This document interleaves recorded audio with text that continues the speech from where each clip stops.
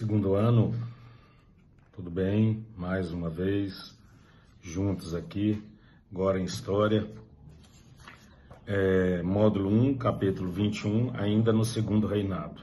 Nós vamos ainda ter algumas aulas a respeito do Segundo Reinado. E é bom que a gente vai conhecendo tanto que a nossa história é complexa.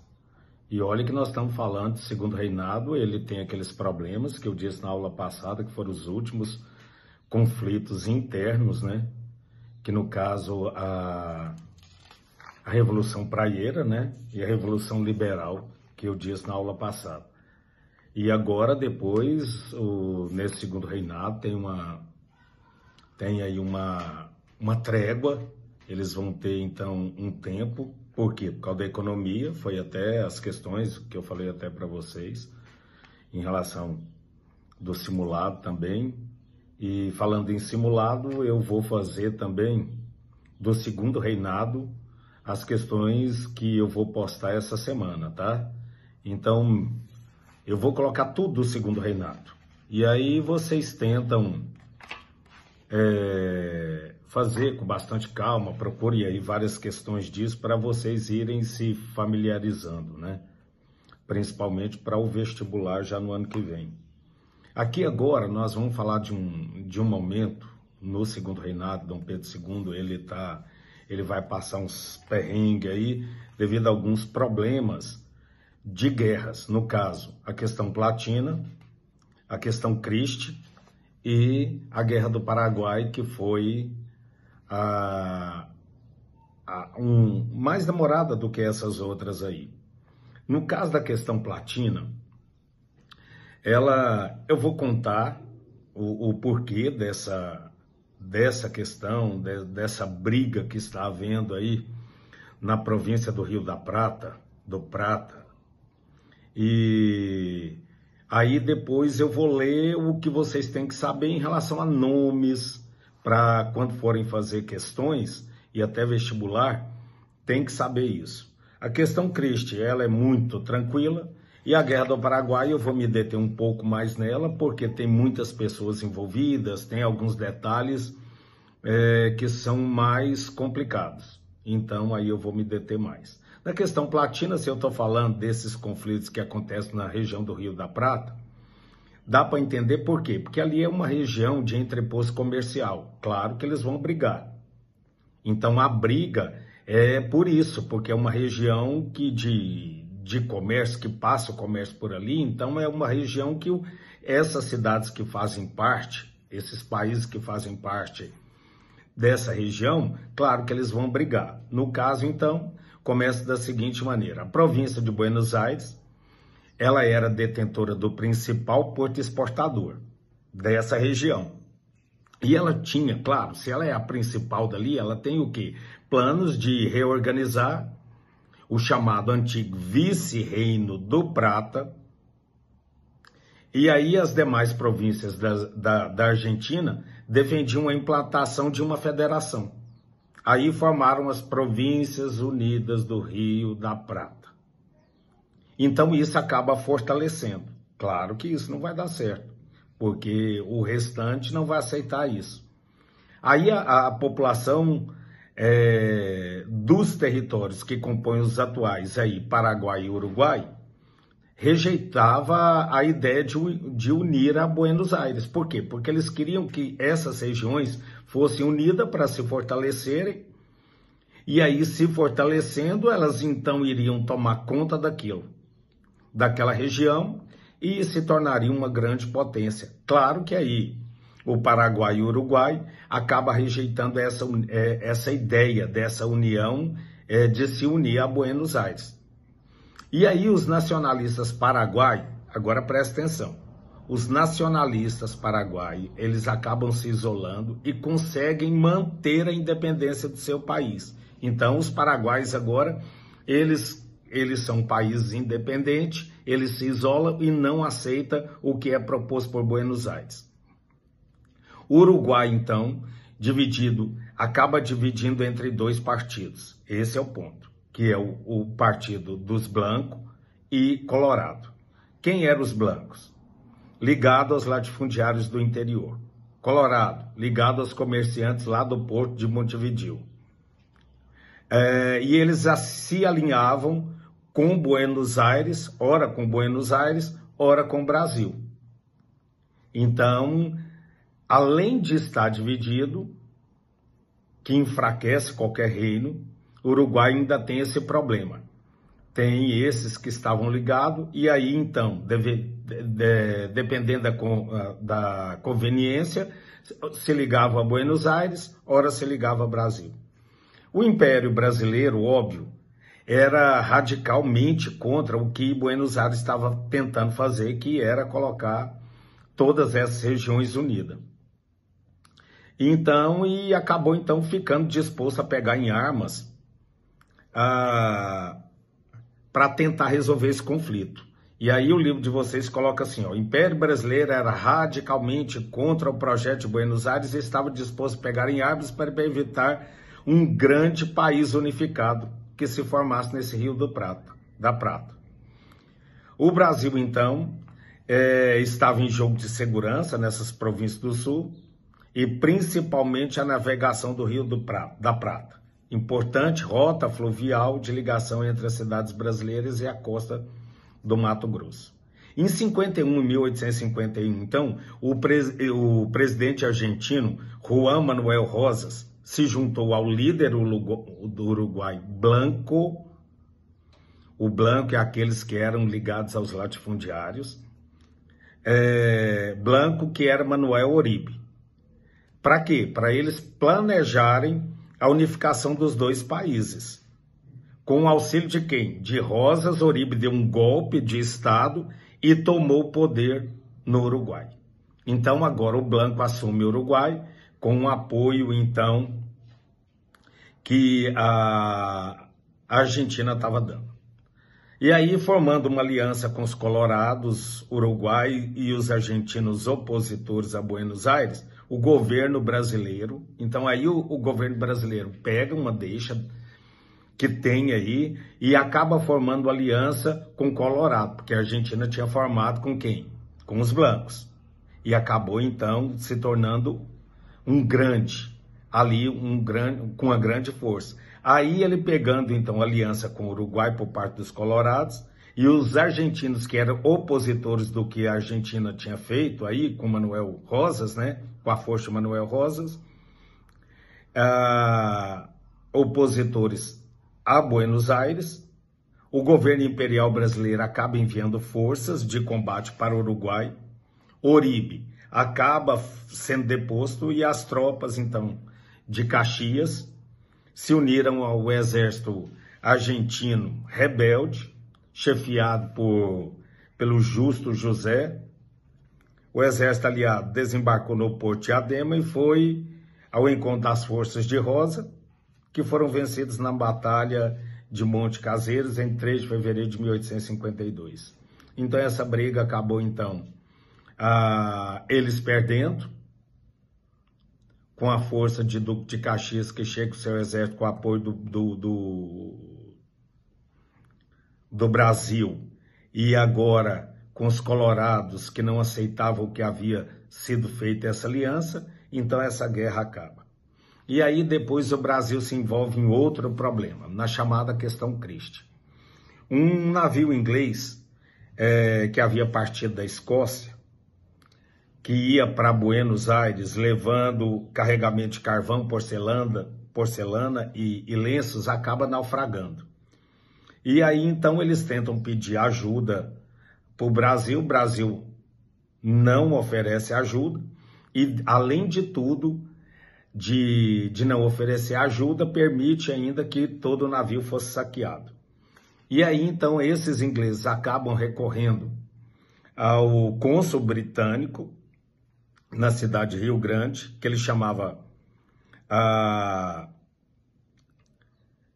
Henry, agora reportou, aí ele acaba reportando essa ocorrência que havia ocorrido, se é ocorrência, né?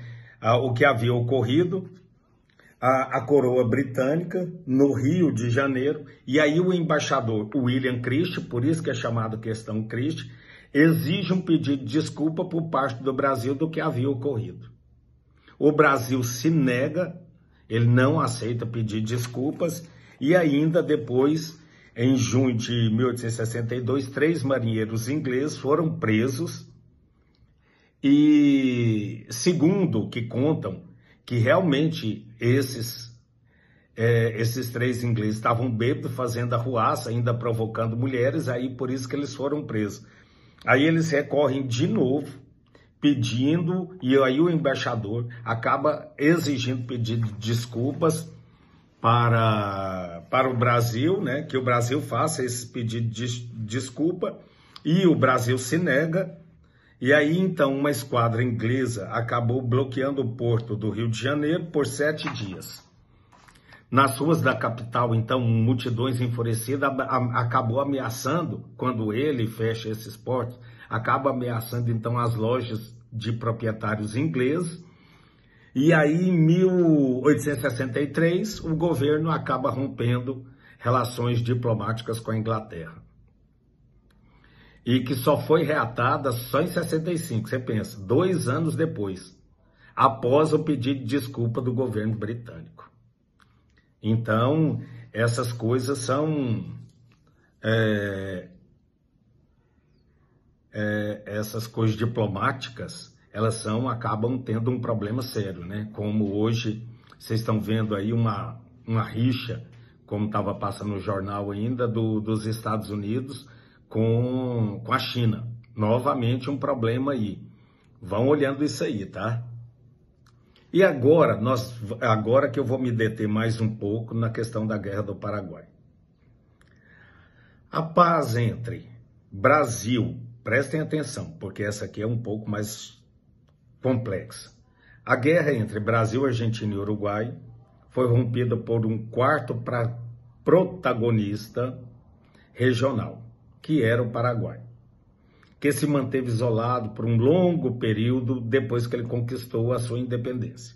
Claro, aí o que o Paraguai vai fazer? Quando ele acaba conquistando essa sua independência, ele acaba se isolando e vira um ditador. Então ele acaba implantando um sistema ditatorial e controlado por quem? Por nacionalistas. Por isso que quando a gente vê algumas decisões, porque que o povo fala que às vezes o Brasil vai passar por uma ditadura devido às tomadas de decisões que o nosso presidente tem, é porque a história fala de países que são assim, de pessoas que falam e lutam pelo nacionalismo daquela nação, ele tem muita tendência, dependendo das medidas tomadas, a se tornar um ditador. Em todo lugar foi assim. Os momentos ditatoriais que nós passamos, ou de governo autoritário, também no Brasil foi assim. Por isso que o povo fica um tanto receoso com algumas medidas do Bolsonaro. Então aqui dá para a gente conhecer como é que são essas questões políticas, né? Quando faz isso. Paraguai se isola, então é grande nacionalista e acaba adotando o sistema ditatorial. Você sabe que isso vai trazer um problema para os outros países.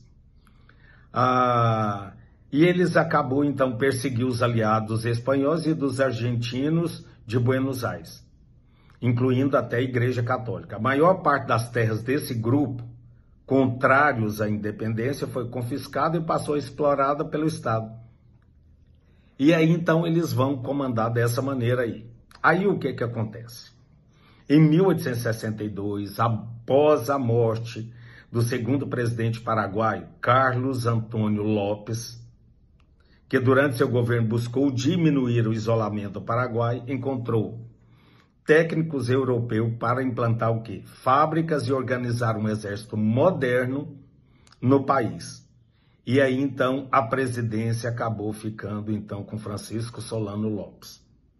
Solano Lopes acaba dando continuidade a esse esforço modernizador que seu pai havia começado, mantendo ainda uma política nacionalista ditatorial, e sem se submeter a esse capital estrangeiro. Como que? Claro que isso você vai entender, porque você já estudou história de outros países que tentaram fazer esse tipo de coisa. Não tem condições. Isso você Só da gente olhar, a gente sabe que não vai dar certo, né? Então, o país se tornou o mais desenvolvido da América do Sul, com uma moeda forte, indústrias de siderurgia, armas, pólvora, materiais de construção, tecido, tinta, papel, estrada de ferro e telégrafos. E isso, então, causa um espanto aos outros países. Porque eles se fortalecendo, tendo uma nação forte, uma nação equilibrada, com governo ditatorial, com esse sistema ditatorial extremamente nacionalista, eles sabem que eles não vão parar por aí. Eles querem o quê? Lutar para a anexação de outros territórios para se fortalecerem mais. Quais territórios? Que estão perto. A priori vai ter que ser assim. Então é por isso que é chamado Guerra do Paraguai, porque depois isso vai gerar um conflito. E ele acaba conseguindo esses territórios vizinhos, incorporando regiões, e isso vai acontecendo. E ele acaba, então, a primeira manobra dele, de agora Francisco Solano Lopes, foi se aproximar do Partido Blanco, que estava governando o Uruguai, da tentativa de concretizar a união para o quê? Para se fortalecer mais ainda. Aí ele queria o quê? Uma grande força dessa região do Prata. E aí isso vai fazer o quê? Vai fazer com que o Brasil e a Argentina não aceitem isso. E aí em 1864, em agosto de 64, as tropas do Império Brasileiro invadiram o Uruguai para depor o governo Blanco, que era de Atanásio Cruz, acusado de adotar medidas que prejudicavam o Brasil. Aí o Brasil falou, opa, tá na hora de entrar agora. Só que o Brasil se depara com um grande problema de contingente do Exército. Não tem. Aí ele convoca, então, quem? Os escravos. Esses trabalhadores que acabam, então, se alistando para fazer parte, então, do governo. Claro que a elite, ela não vai fazer. O que ela faz para não participar disso? Ela vai colocar quem? Ela, então, deixa os seus escravos irem para que, então, os seus filhos não pudessem. Para enfrentar a guerra desse porte, o governo imperial brasileiro teve de adotar medidas estratégicas para reforçar suas tropas. Uma delas foi recrutar negros escravizados que eram automaticamente alforriados ao se tornar soldados. Em 1865, já em janeiro, foi assinado um decreto criando o Corpo de Voluntários da Pátria, no qual podiam alistar espontaneamente homens entre 18 e 50 anos. E aí, então, esses homens se alistavam. Claro que a elite não vai participar e nem colocar, então dá os seus escravos, e os escravos acabam sendo alforriados. E aí, para terminar, o Brasil não recuou ao ataque paraguai, suas tropas se encontravam no Uruguai, conseguiram manter o Colorado no poder. Em maio de 1865, os governos do Brasil, da Argentina e do Uruguai, que era do Partido Colorado, assinam um acordo para combater o expansionismo de Solano Lopes. Essa tríplice aliança é comandada pelo presidente argentino Bartolomeu Mitre. Essa guerra, então, sai, né? O Brasil acaba saindo, então, com a vantagem, mas que depois vai causar um problema para o imperador. O imperador, então, ele vai ter um problema lá na frente em relação a isso. E aí, então, em março de 1870, sobre o comando de Conde Deu, as tropas brasileiras cercam Solano Lopes, que acabou morto, encerrando a guerra. O Paraguai foi arrasado e grande parte dos combatentes paraguaios estava morta. Com a livre navegação da prata restabelecida, a região se estabeleceu definitivamente. E Caxias, então, quando ele assume para resolver todo esse embate, ele acaba recebendo o título, então, de Duque de Caxias, que é muito conhecido, né? Porque ele vai para a guerra na tentativa de resolver esse impasse e acaba conseguindo, tá? Um abraço, muita saudade e até a próxima aula.